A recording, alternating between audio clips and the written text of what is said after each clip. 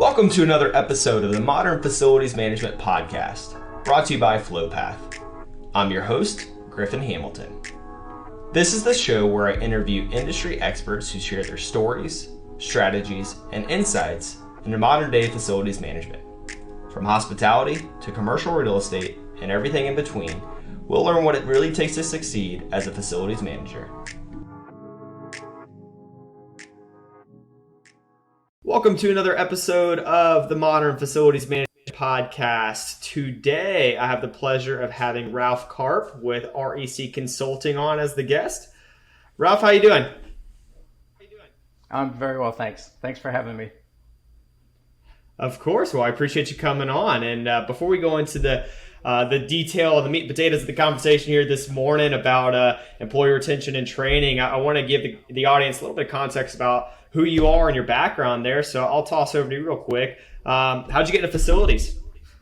Thanks for the question. If I may just share some quick background.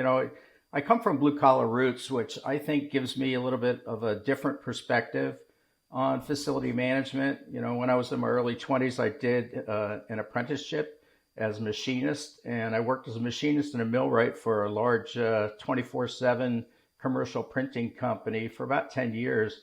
From that, I moved onto a leadership role with another company, and then I grew my career from there, earning a bachelor's degree and an MBA.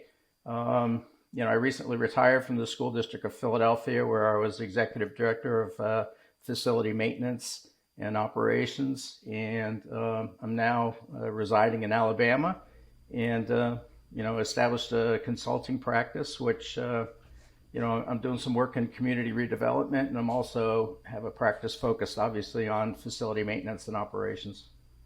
Now, Ralph, did you mention you were in the apprenticeship program prior to getting your degree in MBA?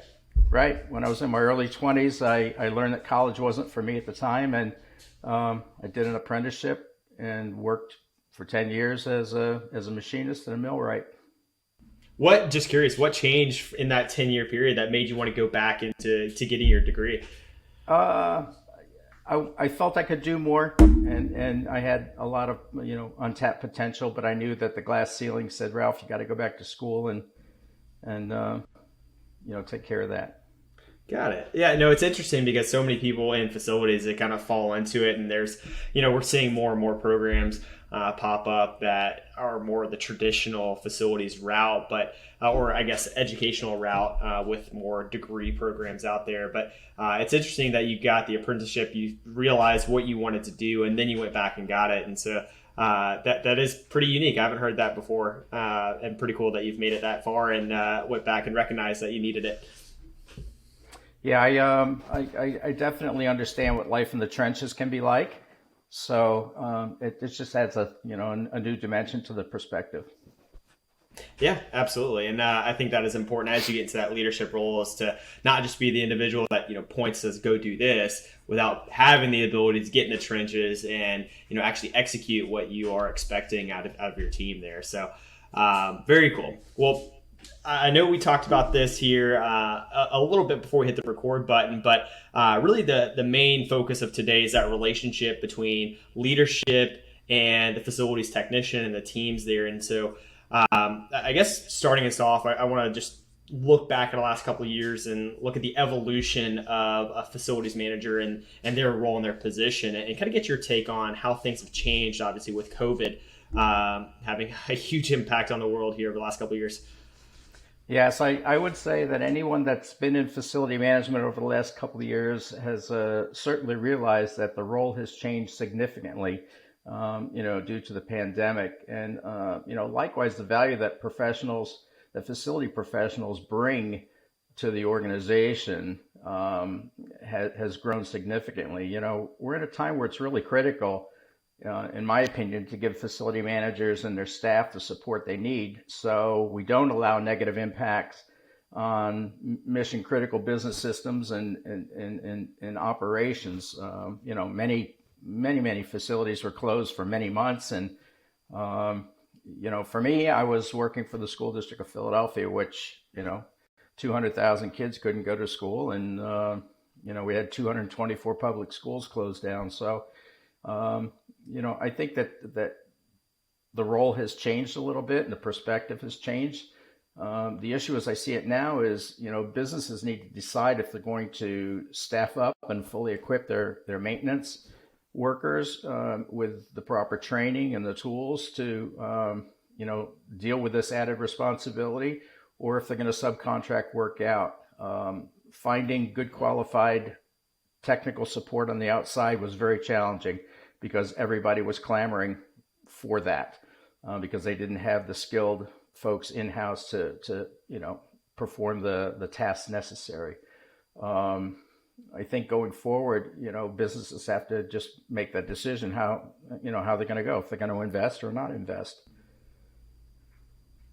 Yeah, and it's interesting the changes you see and how that varies industry to industry. And a lot of the times you don't have the budget that you need, and you really don't have the headcount that you need to get the things that are mission critical there. And so it'll be interesting to see on that spectrum how much is outsourced versus how much is going to be in house. And if you do go forth and you have that investment made in your internal team, I think that is something where you have to make the most out of the team that you have. And so that kind of takes us to the main topic here, and that's employee retention and just, like I said, training and development there. And so what have you seen over the last couple of years that you've implemented yourself to make the most out of the team and to really get the highest return on that investment in that headcount? Well, obviously, in my position, we learned quickly that the team didn't have the technical skills that they needed to properly assess building systems and ensure that we were getting the right amount of ventilation into the building, and to quantify. We didn't have the benchmarking, KPIs in place and the metrics to really tightly measure our operational performance and ensure reliability of the systems that teachers and parents and the public were wanting, and other employees. The school district of Philadelphia has about 19,000 employees. So establishing those KPIs and metrics is really critical to help you make a good decision on how you move forward. If I could, I'd just like to share with you the 2021 McMorrow report, which is an online platform. Provides products and services for professionals in facility management. They say that 72% of facility managers can't find the right technical skilled people and also technical and managerial skills, which really underscores the challenges that professionals in facilities face today. If management could see the overall benefit, I think there'd be, stronger investment. But it seems that training over the years has declined. About 65% of employers, have a formal definition of what a facility manager and a facility operation should be, but only about 58% of them, I think it is, provide the funding and the time for their staff to pursue additional education. The employees, over 90% of the employees say, "Hey, yeah, I'd go get extra training if it was available to me." So, it's a shift that has to happen, or you're going to just have to make a decision to cut and run and outsource your work to other folks. But you're sort of at the mercy of their timetable to get the work done. So. Yeah, and you can't just, if you are investing in having a team internally, you can't just have 1 foot in, 1 foot out. You have to go all into it. And I mean, the data the statistics you just alluded to, I mean, that is showing that there's a desire to learn. There's a desire to improve the skill set. And now it's just providing your team and your employees with that avenue. And there's several different organizations that have formalized training there for them to go do it. It's just, again, putting money where your mouth is and investing in your team there. Right. Yeah. The other thing that's quite interesting to me is that about over 70% of all facility maintenance workers across the country are over 40 years old, which is concerning to me because, you've got 20% of the facility workers are between 20 and 30, and about 8 or 10% are under the age of 30. So it just shows you that there aren't a lot of people coming into the trades and people are aging out. So how are we going to address that situation? The data and the numbers are there in front of us, but it doesn't seem like we've reacted. And maybe the pandemic will be a call to action, and businesses will react. But I think it's well noted that it's time to take this seriously if we're going to provide the services that employees and clients demand. Yeah, and there are different organizations. The IFMA Foundation, there's going to be a series we're doing on that here over the coming weeks that are really trying to drive that next generation. FM Pipeline is another great organization where it is getting that awareness out there. And clearly there's a demand. There's a demand for this skill set. And I could go on all day about how important it is to invest in that next generation and really fight what we call the great resignation that's looming. But that's topic for another day. And right now, in the here and now, I think it is very much making, like we said earlier, making the most of your team. And so you brought up the desire of people to better their skill sets and to the need for you to invest in your team. Internally, outside of those formalized training programs, what have you done in the past to take that upon yourself and really get your team ramped up and add those skills, to the repertoire? I was working closely with union leadership in Philadelphia to develop and advance a training program where employees could go and receive training. The problem is, if it's training that's not compensated, or you're thin on labor anyway, and you can't really allow a fella to take, or a man or woman to take off from work to go to training during the week. It was really challenging to put that together. So there's got to be some give and take, I think, between management and how we're going to set folks up to get the training that they need. But we were working on it. We were putting it together, and I hope that work continued, since I left Philadelphia. Yeah. And I think that investment in your team, I mean, it not only in the short term, you have a more qualified team, but I think long term that has a big impact into retention. And, we've alluded to this in the past where it is very difficult to find folks to add to your team and finding that the skill set out there that is needed. So that kind of takes into that employee retention. Beyond the training part of it, or I guess before we go beyond that, what have you seen what impact has training had on retention?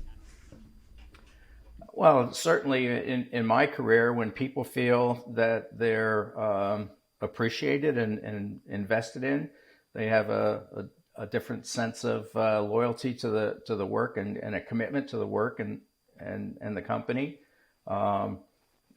Most folks, I think the trend is that people are in the jobs just for a few years, and facilities is no different.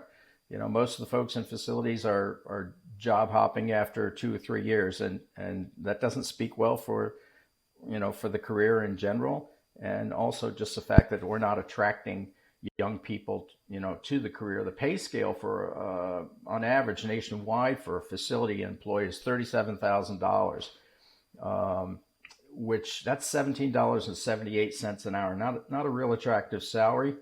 Even if you have benefits, that's kind of tough to raise a family on. So I think that, companies need to invest in them employees and probably better compensate them and, let them see that they are valued. And I think that will change some attitudes and mindsets. Yeah, and I think that is, another thing with the industry is that getting your foot in the door, there is that, it is a long-term investment where there is a very lucrative career in front of you. It is just a matter of making your way up, adding those different skills, taking on those more responsibilities, going back and getting educated like you went and got back your bachelor's and MBA there to make it up the chain of command there, and making the most of that career path. Beyond, I guess, as far as other tactics you deployed for retaining your top talent, what did you see that worked beyond the investment in training and the actual compensation there? What did you do in that relationship to make sure that you're retaining as much talent as possible? One thing I was trying to accomplish was a real sense of transparency with the employees, so they knew what was going on all the time and they were informed. And it wasn't just, do it because I said so. It was, engaging them in solutions. A lot of times your employees have way better ideas than you might have. And I like to, coalesce those ideas and make the best decision going forward. So I really like to engage the employee and have them, in the feedback of the decision-making process. Ultimately, in the end, I might own the decision, or their manager might own the decision, but to build a team that really communicates is I think really, really essential. Yeah, absolutely. And that transparency is key, and empowering your team to take on more responsibility. And so that's great to hear in the managerial spot. But if I'm listening as a technician looking to move my way up the chain, what did you see that stood out to you for individual contributors that led them to making their way up, that they earn more responsibility, and you trusted them to take on those higher value projects? I think you just have to have the mindset that, you want to do whatever you can to make yourself as valuable as you can to your employer. And, I always noted accomplishment, and whether it was going out on a weekend where I knew I had crews working on a weekend, I would show up and just, thank them for coming out and working. And I tried to visit work sites a lot and have regular conversations with, people from every level of the organization. I think it would send a great message to the rank and file if management, had stronger participation and interest in the facilities. If I'm reading the tea leaves right, things for, the future for facility management, is a little questionable unless we take some really good action and show the workforce, that we walk the walk and not just talk the talk. So times are going to get tougher, and I don't think COVID's going away anytime soon. And the expectation, the bar has been set higher now. So the work dynamics change significantly. And, if we want to maintain a motivated, skilled workforce, we need to do better at attracting young people and invest. Yeah, couldn't have said it better myself. Well, Ralph, before I let you go, this has been great content, and both on the managerial side and the individual contributor side, some great tips there. But before I let you go, I have one question I ask everybody, and that is, who or what has had the biggest impact on you in your career? There was a fellow named John Collins, and he was chairman of the landscape architecture department at Temple University. And John was a true friend and mentor to me. We both share strong Christian faith, and he taught me some leadership things and gave me some pointers on emotional intelligence that I didn't have at the time I was a young man, and John sort of paved the way for me, helping me understand life. Yeah, and it clearly stuck with you to today, seeing how the main points of this conversation were about leadership and that relationship with the team. But Ralph, certainly appreciate you coming on. Thank you so much for the content. This has been great. And for those listening that want to reach out to Ralph with any questions, you can check out the show notes for his LinkedIn information there. And again, until next time, Ralph, be good. Thanks for tuning in to another episode of the Modern Facilities Management Podcast. Make sure to subscribe for future episodes and follow us on LinkedIn for more facilities management content.